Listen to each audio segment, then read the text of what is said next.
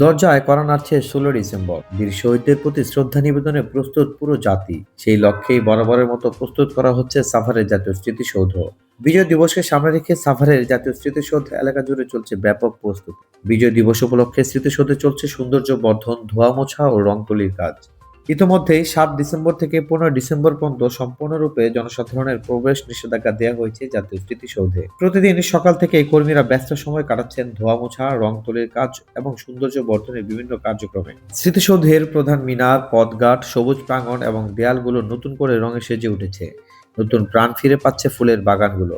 ফুলে ফুলে ভরে উঠেছে ফুলের বাগানগুলো। রং তুলির আঁচড়ে সেজেছে পুরো স্মৃতিসৌধ প্রাঙ্গণ। পাশাপাশি চলছে নানা সংস্কারের কাজ, লেক সংস্কার, সিসিটিভি স্থাপন, আলোকসজ্জা স্থাপন সহ বিভিন্ন সংস্কার কাজ।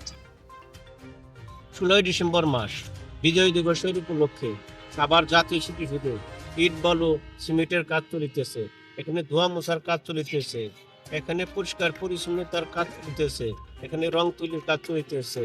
সাভার জাতীয় স্মৃতিসৌধে মাননীয় প্রধান উপদেষ্টা পুষ্পবিধিতে ফুল দিবেন এবং সকল স্থলের মানুষ পুষ্পবিধিতে ফুল দিবেন।